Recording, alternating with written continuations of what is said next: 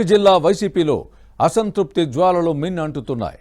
వైజాగ్ లోక్సభ స్థానానికి బొత్స ఝాన్సీని అభ్యర్థిగా నిర్ణయించడంపై ఆగ్రహం వ్యక్తమవుతోంది. విజయనగరం జిల్లా రాజకీయాల్లో బొత్స కుటుంబం చక్రం తిప్పుతోంది.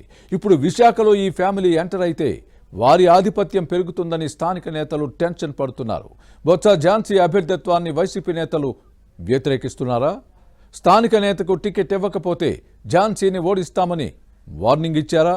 2014లో సీఎం జగన్ తల్లి విజయమ్మకు పట్టిన గతే ఝాన్సీకి పడుతుందని హెచ్చరించారా?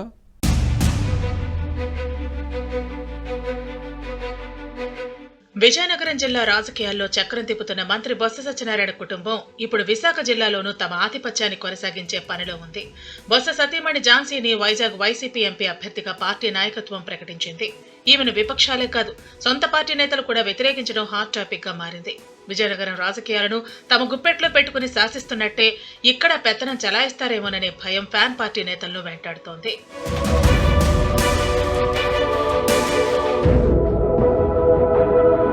విజయనగరం జిల్లాలో బొత్స కుటుంబానిది చెప్పిందే వేదం చేసిందే శాసనం అన్నట్లు సాగుతోంది. ఈ ఫ్యామిలీకి ఎదురే లేదనే వాదనలు ఉన్నాయి. ఎదిరించిన వారికి పొలిటికల్ గా అడ్రస్ ఉండదనే ప్రచారం జరుగుతోంది. కోట్లాది రూపాయల విలువైన సొంత ఆస్తులను తృణప్రాయంగా ప్రజలకు ఇచ్చిన విజయనగరం రాజులు కూడా బొత్స రాజకీయం ముందు ఓడిపోయారు. 2019 ఎన్నికల్లో టీడీపీ ఎంపీ అభ్యర్థిగా పోటీ చేసిన అశోక్ గజపతిరాజు, అసెంబ్లీ బరిలో దిగిన ఆయన కుమార్తె అతిథి గజపతిరాజు కూడా ఓడిపోయారు. బొత్స ఆధిపత్యం ఏ రేంజ్ లో ఉందో దీన్ని బట్టి అర్థం చేసుకోవచ్చు. గత ఎన్నికల్లో బొత్స సత్యనారాయణ చీపురుపల్లి ఎమ్మెల్యేగా విజయం సాధించారు. ఈయన సోదరుడు బొత్స అప్పల నర్సయ్య గజపతి నగరం నుంచి విజయం సాధించారు. మరో సమీప బంధువు బొడ్డుకొండ అప్పలనాయుడు కూడా నెల్లిమర్ల నుంచి శాసనసభకు ప్రాతినిధ్యం వహిస్తున్నారు.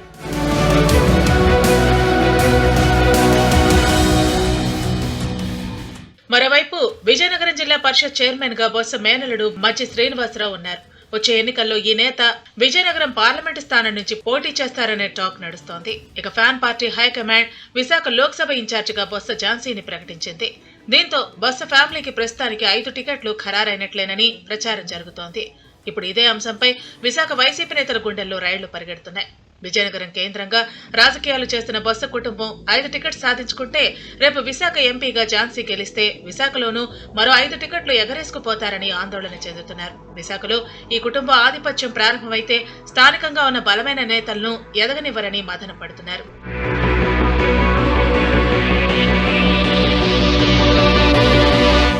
విశాఖ ఎంపీ స్థానానికి వైసీపీ ఇన్ఛార్జిగా బొత్స ఝాన్సీని ప్రకటించినప్పుడు ప్రతిపక్షాలు పెద్దగా పట్టించుకోలేదు. ఎందుకంటే రాష్ట్రంలో అరాచక పాలన అందరికంటే విశాఖ వాసులకే బాగా తెలుసని వారి నమ్మకం. అంతేకాదు విశాఖను పరిపాలన రాజధానిని చేస్తానని చెప్పి మోసం చేశారనే కోపం ప్రజల్లో ఉంది. పైగా ఎగ్జిక్యూటివ్ క్యాపిటల్ పేరు చెప్పి కోట్లాది రూపాయల విలువైన భూములను వైసీపీ నేతలు కొల్లగొట్టారనే ఆరోపణలు వెల్లువెత్తుతున్నాయి. విశాఖలో ప్రభుత్వ ఆస్తులు తనఖా పెట్టారన్న కోపం ప్రజల్లో ఉంది.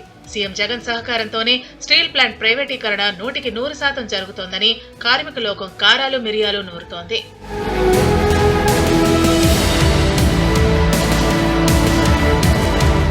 ఇలా ఏ వర్గం చూసినా వైసీపీ సర్కారుపై మండిపడుతున్నారు. అందుకే బొత్స ఝాన్సీని నిలబెట్టినా లేదా మరింకెవరు నిలబడినా ఓటమి తప్పదని ప్రతిపక్షాలు డిసైడ్ అయ్యాయి.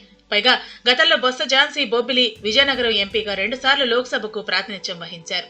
అయినా ఆయా నియోజకవర్గాల్లో చెప్పుకోదగ్గ అభివృద్ధి ఏమీ లేదనే విమర్శలు ఉన్నాయి. ఆమె పనితీరుపై కూడా విజయనగరం జిల్లా వాసుల్లో తీవ్ర అసంతృప్తి ఉంది.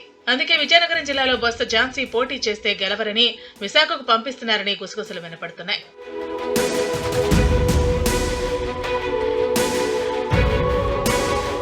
బొత్స ఝాన్సీని విశాఖ ఎంపీగా గెలిపిస్తే తమకు నష్టమే తప్ప లాభం ఉండదని ఫ్యాన్ పార్టీ నేతలే చెబుతున్నారు. ఒకవేళ విజయం సాధిస్తే విశాఖ జిల్లా రాజకీయాల్లో ఈ కుటుంబం ఎంటర్ అవుతుందని భయపడుతున్నారు. ఇప్పటికే విజయనగరం జిల్లాను తమ గుప్పెట్లో పెట్టుకుని రాజకీయాలు శాసిస్తున్నారు. పార్టీలో ఇంకెవరిని ఎదగనీయకుండా చేస్తున్నారని విశాఖ వైసీపీ నేతలు గుర్తు చేస్తున్నారు. ఇప్పటికే ఇతర జిల్లాల నేతలకు టికెట్లు ఇచ్చి సీఎం జగన్ తమకు అన్యాయం చేశారని ఆగ్రహం వ్యక్తం చేస్తున్నారు. 2019లో ఇతర జిల్లాకు చెందిన ఎంవీవీ సత్యనారాయణకు విశాఖ ఎంపీ టికెట్ ఇచ్చిన విషయాన్ని గుర్తు చేస్తున్నారు. గెలిచిన తర్వాత చేసిందేమీ లేదని సొంత పార్టీ నేతలే పెదవి విరుస్తున్నారు. పైగా ఇప్పుడు ఎంవీవీని విశాఖ తూర్పు నియోజకవర్గానికి ఇన్ఛార్జిగా నియమించడంపై ఆగ్రహంతో రగిలిపోతున్నారు.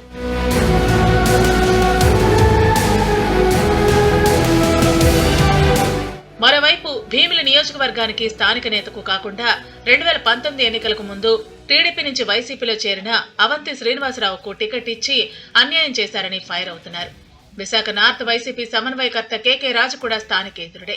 2019 ఎన్నికల్లో ఉత్తర నియోజకవర్గం నుంచి పోటీ చేసిన టీడీపీ అభ్యర్థి గంటా శ్రీనివాసరావు చేతిలో ఈయన ఓడిపోయారు.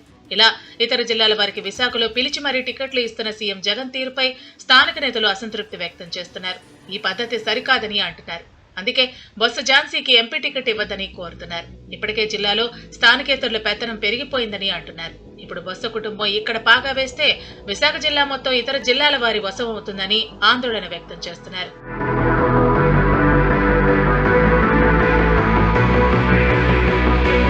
ఒకప్పుడు ఉమ్మడి విశాఖ జిల్లాలో ద్రోణంరాజు సత్యనారాయణరాజు, గుడివాడ గురునాథరావు కుటుంబాలు పాలిటిక్స్ ను శాసించాయి. ఎంతో మందికి రాజకీయ భిక్షను పెట్టాయి. కానీ విశాఖలో ఇతర జిల్లాల వారి ఆధిపత్యం పెరగటంతో ఎంతో బలమైన ద్రోణంరాజు కుటుంబం తెరమరుగవుతోందనే వాదన ఉంది. ద్రోణంరాజు సత్యనారాయణ తర్వాత ఆయన కుమారుడు ద్రోణంరాజు శ్రీనివాసరావు తండ్రి వారసత్వాన్ని కొంతవరకు నిలబెట్టారు. అయితే ఈ నేత మరణం తర్వాత తనయుడు ద్రోణంరాజు శ్రీవత్సవ్ పార్టీలోనే ఉన్నారు. కానీ ఆయన్ను పార్టీ హైకమాండ్ పట్టించుకోవడం లేదనే విమర్శలు ఉన్నాయి.